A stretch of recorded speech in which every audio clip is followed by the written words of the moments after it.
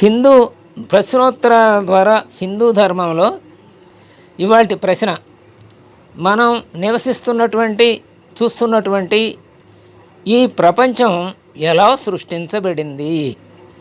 హిందూ శాస్త్రాలు దీనిని వివరించడానికి ప్రయత్నించాయా? ఆ వివరణ వైజ్ఞానికమా కాదా? ఈ ప్రశ్నలు గుచ్చం, ఈ ప్రశ్న గుచ్చాలో ఒక్కొక్క ప్రశ్నకి మనం సమాధానం తెలుసుకుందాం. అంటే సృష్టి ఎలా వచ్చిందని కదా, ఎలా వివరించబడిందని. దీనికి మనం ఇదివరకు పంచీకరణలో చెప్పుకున్నాం. ఇక్కడ చెప్పింది కూడా విందాం. బ్రహ్మణోరవ్యక్త అవ్యక్తాన్ మహతో అహంకారాత్ పంచతన్మాత్రాన్ని పంచతన్మాత్రేభ్యో పంచమహాభూతాన్ని పంచమహాభూతేభ్యో అఖిలం జగత్ అని చదువుకున్నాం. అంటే బ్రహ్మణోరవ్యక్త అంటే బ్రహ్మ అనేవాడు అవ్యక్తం. అంటే ఇది అంతటా నిండి ఉన్నది, ఆవరించున్న చైతన్యం ఏదో ఇదో దాన్నే బ్రహ్మ అంటున్నాం, దాన్నే ఆత్మ అంటున్నాం మనం. కాబట్టి బ్రహ్మ, చైతన్యము, ఆత్మ దానికే పేర్లు. ఆయన అవ్యక్తం, కనపడడు. అవ్యక్తమైనటువంటిది బ్రహ్మం. అవ్యక్తం మహత్. ఆ అవ్యక్తం నుంచి ఏం పుట్టింది? మహత్ పుట్టింది. మహత్ నుంచి ఏం పుట్టింది? అహంకారం. మహతో అహంకార. అహంకారాత్, అహంకారం నుంచి పంచతన్మాత్రాన్ని, పంచతన్మాత్రలు పుట్టినాయి. అంటే శబ్ద స్పర్శ రూప రసగంధములు. పంచతన్మాత్రేభ్యో పంచమహాభూతాన్ని, ఈ తన్మాత్రల నుంచి పంచమహాభూతాలు పుట్టినాయి. ఆకాశము, వాయువు, అగ్ని, జలము, పృథివీ. పంచమహాభూతేభ్యో అఖిలం జగత్ అని చెప్పుకున్నాం. అంటే ఈ పంచమహాభూతాల ద్వారానే ఈ సృష్టి అంతా తయారయ్యింది అని చెప్పుకున్నాం. పంచీకరణలో ఇది శ్లోకం. ఈ శ్లోకానికే 42 పుటల వివరణ ఇచ్చుకున్నాం మనం. ఆ జయభయేశ్వర జగదుత్పత్తి చక్రం ద్వారా అందులో టేబుల్ వేసి, ఆ టేబుల్లో ఒక్కొక్కటి పంచతన్మాత్రలు, జ్ఞానేంద్రియాలు, కర్మేంద్రియాలు, అంతరేంద్రియాలు, పంచ ప్రాణాలు, వీటన్నిటిని గురించి మనం తెలుసుకున్నాం. ఇది క్లుప్తంగా సృష్టి ఇక్కడ ఏమని చెప్తున్నాడో చూద్దాం. జరగ సృష్టి రహస్యమైనటువంటిది.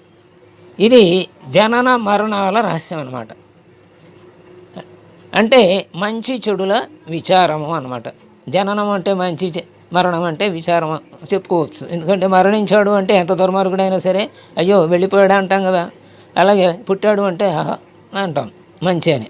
కాబట్టి మనుష్య జీవన పరమ లక్ష్యం మొదలైన ప్రశ్నలు అనాది కాలం నుండి మానవుణ్ణి బాధిస్తూనే ఉన్నాయి. ఈ జనన మరణాల రహస్యము, అలాగే మంచి చెడుల విచారము మనుష్య జీవన పరమ లక్ష్యం అంటే మోక్షం. ఇవన్నీ కూడా ఎప్పటి నుంచో ఈ ప్రశ్నలు వస్తున్నాయి మానవుడికి. అవి మానవుడికి ప్రశ్నార్థకంగానే ఉన్నాయి. దాన్ని తెలుసుకోవడానికి కష్టపడుతూనే ఉన్నాడు. అయితే మన ఋషులు శృతుల ఆధారంతో, శృతులు అంటే వేదం, అంటే శృతి అంటే వినటం అన్నమాట. శ్రోత్రం అని చేసేది శృతి. వినటం ద్వారా అంటే పరబ్రహ్మని ఉపాసించి ఆ చెప్పిన వాక్కుని వీళ్ళు వినటం వలన అనమాట. శృతుల ఆధారంతో, అలాంటి శృతుల ఆధారంతో అంటే వేదాల ఆధారంతో, ధ్యాన బలం వల్ల, అలాగే ఆధ్యాత్మ యోగం వలన, ఈ అంటే అతీంద్రియ శక్తులు అంటాం మనం. ఈ పంచభూతాలకి కొంచెం అవతలగా ఉన్నటువంటి శక్తులు ధ్యాన బలం వల్ల అలాంటి శక్తి వస్తుంది. అలాగే ఆధ్యాత్మ యోగం వలన కూడా వస్తుంది. మన స్వామీజీలు వీళ్ళందరూ కూడా మనని చూసి మన మనస్సులోని సంకల్పాలను చెప్పేస్తారు కదా కొంతమంది. మీరేమనుకుంటున్నారో, మీరు ఇక్కడికి వచ్చేటప్పుడు ఏమనుకున్నారో, మీ ప్రశ్నకి సమాధానం మంచిదే, ఏం పర్వాలేదు, మీ పూర్తవుతాయి పనులని కూడా మన స్వామీజీలు కొంతమంది చెబుతూ ఉంటారు. బాగా పై స్థాయికి వెళ్ళిన అణిమాది సిద్ధులు సంపాదించినటువంటి వాళ్ళు. కాబట్టి మన వాళ్ళు ఈ సమాధానం మన ప్రశ్నలకి అంటే జీవన లక్ష్యానికి, జనన మరణాలకి కారణాలు అన్నమాట. శృతుల ద్వారా, ధ్యాన బలం ద్వారా, ఆధ్యాత్మయోగ బలం ద్వారా సమాధానాలు ఇవ్వటానికి మన ఋషులు ప్రయత్నించారన్నమాట. ఈ ప్రయత్న ఫలమే షడ్ దర్శనాలు. మనకి షడ్ దర్శనాలు అందించారు. ఈ దర్శనాలలో సృష్టి ఇత్యాదులను గురించి ఎన్నో వివరాలు మనం చదువుతాం. అయితే ఇందులో మొట్టమొదటి దర్శనం న్యాయ దర్శనం, గౌతముడిది. రెండోది కణాదుని వైశేషిక దర్శనం. వీటి వల్ల ఏమవుతుందంటే ఈ న్యాయ దర్శనం వల్ల, కణాదుని వైశేషిక దర్శనం వల్ల వీటిని అనుసరించి ఉండటం వల్ల అణువులు శాశ్వతాలు. పరమాత్ముడు జీవుల అంటే పూర్వజన్మ కర్మలను అనుసరించి అదృష్టం అంటాం దాన్ని, అదృష్టానుసారం ఈ అణువుల నుండే ప్రపంచాన్ని సృష్టిస్తాడు. మనం ఈ దేహంలో కొన్ని కోట్ల కణాలు ఉన్నాయి. కణాదుడు అదే చెప్పుకున్నాం కదా, వైశేషిక దర్శనాన్ని ఇచ్చాడని. అని కణాలతోనే ఇదంతా తయారైందని అణువులు అంటున్నాం. కణాలు అంటాం, అణువులు అంటాం. వాటితోనే తయారైంది. కొన్ని కోట్ల కణాలు ఈ శరీరంలో ఉంటాయి. ఈ శరీరంలోని కణాలు పుట్టినప్పుడు ఉన్నప్పుడు కణాలు కొద్దిగా ఉంటే అంతకంటే పెరుగుతూ రోజు కొన్ని కణాలు మృతి చెందిపోతుంటాయి. అలాగే కొన్ని కణాలు ఉత్పత్తి అవుతూ ఉంటాయి. ఈ అణువులు అన్నమాట. ఉత్పత్తి అయ్యే అణువులు ఎక్కువగా ఉండి మృతి చెందిన కణాలు తక్కువగా ఉన్నప్పుడు మనిషి పెరుగుదల జరుగుతూ ఉంటుంది. అది చిన్నప్పటి నుంచి 21 సంవత్సరం దాకా మగవాళ్ళకి, 18వ సంవత్సరం దాకా ఆడవాళ్ళకి జరుగుతూ ఉంటుంది. ఇలా ఈ అణు ప్రపంచం అన్నమాట ఇదంతా. ఈ అణువుల సంయోగం వల్లనే సృష్టి, అలాగే వియోగం వలన ప్రళయము జరుగుతూ ఉంటుంది. ఇక కపిలుని 3వ దర్శనం ఇది, కపిలుడిది సాంఖ్యం. అంటే సాంఖ్యం అంటే సంఖ్యాశాస్త్రం అని చెప్పుకోవచ్చు, అలాగే యోగం అని కూడా చెప్పుకోవచ్చు. నేను దేవహూతి కపిలుడు పుట్టాడు అని భాగవతంలో చదువుకున్నాం. ఆ కపిలుడు విష్ణు అంశే. అందుకని ఈయనే కశ్యపుడు భార్యతో చెబుతాడు, ఈయనే నిన్ను ఉద్ధరిస్తాడు, నీకు మోక్షాన్ని కూడా ఇస్తాడని చెప్పి. ఆ తర్వాత ఆ కపిలుడినే తనకు పుట్టిన కుమారుడితోనే తాను మోక్షం పొందుతా అన్నీ వివరించి చెప్తాడు. కాబట్టి ఆ సాంఖ్యం అంటే మనం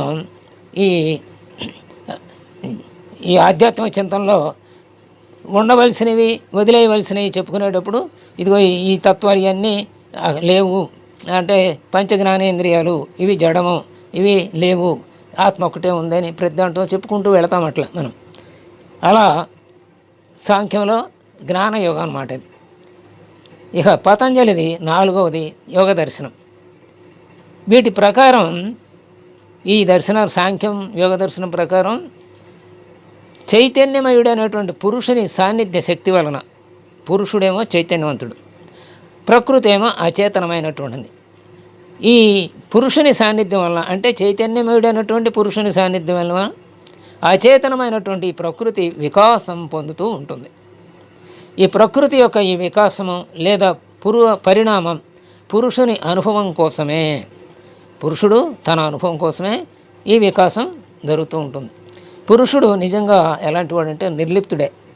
అయినా అతడు ప్రకృతి యొక్క క్రియలతో అభిమానం పొంది బద్ధుడవుతాడు. ప్రకృతికి పరవశించి దాంతో బద్ధుడైపోతాడు, అభిమానం పొంది బద్ధుడవుతాడు. ప్రకృతితో సంగమే బంధనం, అసంగమే మోక్షం. ప్రకృతితో అసంగం అంటే దాని పట్ల ఆసక్తి లేకుండా ఉండటమే మోక్షం, దాని పట్ల ఆసక్తి ఉండటమే బంధనం. కాబట్టి భూమి మొదలైన పంచమహాభూతాలు, అలాగే జ్ఞానేంద్రియాలు, కన్నులు, చెవులు ఇత్యాది ఇంద్రియాలు, మనస్సు, ఇవన్నీ ప్రకృతి యొక్క పరిణామాలేనన్నమాట. ఇవన్నీ కూడా ప్రకృతిలో పరిణామం చెంది అలా ఏర్పడ్డాయి. మిశ్రణం వల్ల ఈ జగత్తులోని వస్తువులన్నీ ఉత్పన్నం. మరి అన్నిటిలోనూ ఈ పంచభూతాలే కదా ఉంది. ప్రతి వస్తువు కూడా పంచభూతాలతోనే తయారైంది. అయినా ఆ పంచభూతాల శాతం అంటే ఒక దాంట్లో పంచభూతాల్లో ఒక్కొక్క దాని శాతం ఒక్కొక్క రకంగా ఉంటుంది. అన్నిటిలో ఒకే రకంగా ఉండదన్నమాట. అన్నిటిలో ఒకే రకంగా ఉంటే ఒకే రకమైన వస్తువు ఉండాలి. ఇన్ని రకాల 84 లక్షల జీవరాశులు ఉన్నాయి. అలాగే చైతన్యం తృణాది మేరు పర్యంతం, అలాగే పిపీలికాది బ్రహ్మ పర్యంతం, ఈ సృష్టి అంతా ఉంది కదా. ఈ సృష్టిలో అనేక వస్తువులు ఈ మిశ్రమాలు, ఈ పంచభూతాల మిశ్రమములో మార్పు వల్ల అనేక రకాల వస్తువులు ఉత్పత్తి అయినాయి. జడంగా ఉన్న వస్తువుల్లోనూ ఈ పంచభూతాలు ఉన్నాయి, అలాగే చైతన్యమైనటువంటి జీవుల్లోనూ కూడా ఈ పంచభూతాలతోనే తయారైనాయి. ఇక 5వదైనటువంటి మీమాంస, జైమినిది మీమాంస దర్శనం.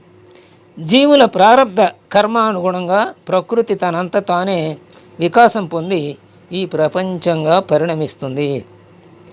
ఈ ప్రపంచం ఎట్లా వస్తుంది? జీవుల ప్రారబ్ధ కర్మానుసారంగా ప్రకృతి తనంత తానే వికాసం పొందుతుంది. అలా అంటే ఇప్పుడు ఒక మేనేజర్ గారు ఉంటే ఏం చేస్తాడు, వాళ్ళ లక్షణాలను బట్టి వాడు ఏ పదవికి పనికి వస్తాడో, ఏ డ్యూటీకి పనికి వస్తాడో ఆ డ్యూటీకి నియమించేస్తాడు. అలాగే జీవుల ప్రారంభ కర్మను అనుసరించి ఏ ప్రకృతే వీళ్ళు ఎక్కడెక్కడ ఏ ఏ నుల్లో ఎక్కడెక్కడ పుట్టాలో, ఏ ఏ జీవిగా పుట్టాలో అంతా ఆ రకంగా జరిగిపోతుందన్నమాట. అలా వికాసం పొందుతుంది తనంత తానుగానే. అలా ఈ ప్రపంచమంతా ఏర్పడిందన్నమాట. ఇక బాదరాయణుడు అంటే వేదవ్యాసుడు. బాదరాయణుడు అంటే బదరికావనంలో ఉండి తపస్సు చేసుకుంటున్నాడు కాబట్టి ఈ వ్యాసుడిని బాదరాయణుడు అన్నారు. ఈయనది వేదాంత దర్శనం ఆరోది. ఇది దీని అనుసరించి ఏంటంటే సృష్టి అంత బ్రహ్మము లేక పరమాత్మని నుండి వచ్చింది. అతడు దీనిని తన నుండే, ఎవరు బ్రహ్మే ఈ సృష్టినంతా తన నుండే సృష్టించుకున్నాడు. దీనికంత ఆధారభూతుడయ్యాడు. తిరిగి ప్రళయకాలంలో తనలోనే లీనం చేసుకుంటాడు. అంటే వాస్తవంగా ఒకటే అయిన వస్తువు ఒకటే, బ్రహ్మం ఒకటే, సృష్టి స్థితి లయాలు అదే పొందుతుంది. అంటే సాలీడు తన నుంచి తానే దారాన్ని ఉత్పత్తి చేసుకుని గూడు కట్టుకుని మళ్ళీ దాన్ని ఉపసంహరించి తనలోకి తీసుకుని మళ్ళీ మామూలుగా ఉండిపోతుంది. అలాగే సృష్టి తానే చేసుకుంటున్నాడు, దానిని పోషించుకుంటున్నాడు, దాన్ని లయం చేసుకుంటున్నాడు. ఉదాహరణకి మనం ఒక ఇల్లాలని పనిని చూస్తే అర్థమవుతుంది. ఇల్లాలు పొద్దున్నే లేచి ఏం చేస్తుంది, అన్నిటినీ తనకు కావాల్సిన వంటకు కావాల్సినటువన్నిటినీ తీసుకొస్తుంది. వస్తువుల్ని, పాత్రలను తీసుకొస్తుంది, వంట చేసే వస్తువులను తీసుకొస్తుంది, వీటన్నిటిని తీసి తయారు చేస్తుంది. రాత్రికి ఏం చేస్తుంది, మళ్ళీ ఈ పాత్రలు అన్నీ అందరూ తినేసిన తర్వాత అన్నీ అయిపోతాయి, అన్నీ కడిగేసి మళ్ళీ ఎక్కడ స్థానంలో అక్కడ పెట్టేస్తుంది. పొద్దున్నేనేమో సృష్టి చేస్తుంది, సాయంత్రం మళ్ళీ అటు స్థానంలో అటుకు వెళ్ళిపోతుంది. అలాగే భగవంతుడు కూడా తన నుంచి ఈ తన సంకల్పం చేతే ఇదంతా ఉత్పత్తి చేసుకుని తాను దాన్ని కాపాడుకుంటూ ఆ తర్వాత మళ్ళీ లయం చేసుకుంటున్నాడు. ఇక్కడ ఉదాహరణకి ఏమి ఇచ్చాడంటే, మనం ఇప్పుడు ఇల్లాలు ఉదాహరణ చెప్పుకున్నాం, ఇల్లాలు చేసే పని ఉదాహరణ. ఇక్కడేమి ఇచ్చాడంటే, భూమి నుండి మొక్కలు పెరిగి పుడతాయి, పెరుగుతాయి, తిరిగి భూమిలోనే ఐక్యం పొందుతాయి. అంటే పంచభూతాల్లో మళ్ళీ ఐక్యమైపోతాం మనం కూడా, అంతే కదా. అది ఇలా. ఇక ఆధునిక విజ్ఞానం ఈ జగత్తు యొక్క మూల వస్తువు ఏమిటి అంటే శక్తి అని చెప్పింది.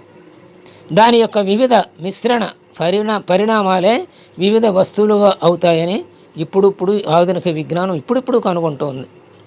మన వాళ్ళు ఎప్పుడో చెప్పారు ఇది. ఇక వేదాంత వివరణ అంటే మన వాళ్ళు ఎప్పుడో చెప్పినటువంటి వేదాంత వివరణకి ఇప్పుడు ఆధునిక విజ్ఞానులు చెప్పుతున్నటువంటిది సరిపోతుంది అన్నమాట. దీనివల్ల ఇది వేదాంత విచారణ చాలా దగ్గరగా వచ్చిందని చెప్పుకోవచ్చు. అంటే శక్తి ఒకటే, శక్తి అనేక రూపాలుగా పరిణమించి మనకు ఉపయోగపడుతుంది. విద్యుత్ శక్తి ఎన్ని రకాలుగానో మనకు ఉపయోగపడుతుంది. విద్యుత్ అనేక రకాల వస్తువులు మనకి ఇంట్లో ఉన్నాయి, అవన్నీ జడమైనటువంటివి. విద్యుత్ లేకపోతే అంతే, ఎందుకు మూడబడాయి. ఆ విద్యుత్ వస్తే అవన్నీ మనకి ఉపయోగపడతాయి. అట్లా అయినా ఇక మనస్సు అంటే ఏమిటి, చైతన్యం అంటే ఏమిటి, జీవము లేదా ప్రాణం అంటే ఏమిటి మొదలైన మూల ప్రశ్నలకు ఇంతవరకు సమాధానాలు పొందలేదు ఆధునిక విజ్ఞానం. కానీ మన ఆధ్యాత్మిక శాస్త్రాల్లో వీటన్నిటికీ వివరణ ఇవ్వబడే ఉంది. వేదాంత దర్శనం అయితే వీటన్నిటికీ ఏమన్నాడు, మూలం ఒక్కటే. మనస్సుకి, చైతన్యానికి, జీవానికి, ప్రాణానికి ఏదైనా సరే దీనన్నిటికీ కారణం విద్యుత్తే. అన్ని రకాల పరికరాలకి కారణం ఎలా అయిందో వీటన్నిటికీ కారణం ఒకటే, అదే బ్రహ్మము లేక ఆత్మ. ఈ ఆత్మ సృష్టిని తానంతటికి తానే సృష్టించుకుంటుంది, అలా పోషిస్తుంది, అలా మళ్ళీ లయం చేస్తుంది. అంటే ఆధునిక విజ్ఞానం కంటే మన వేదాంత దర్శనం ఎంతో ముందడుగులో ఉంది అని మనం చెప్పుకోవచ్చు. కాబట్టి ఈ ప్రశ్నలు, ప్రపంచం ఎలా వచ్చింది, హిందూ శాస్త్రాలు దీన్ని వివరించడానికి ప్రయత్నించాయా, అది వైజ్ఞానికమేనా అంటే వైజ్ఞానికమే. అలాగే దీన్ని వివరించడానికి చక్కగానే ప్రయత్నించినాయి. మనస్సు అంటే ఏమిటో కూడా మనకు తెలుసు కదా, ఆలోచన ఆలోచనల తరంగమే మనస్సు అని. అలాగే జీవం అంటే చైతన్యం, అంటే శ్వాస అని చెప్పుకుంటున్నాం. ఆ శ్వాస ఆగిపోతే శవమైపోతుంది.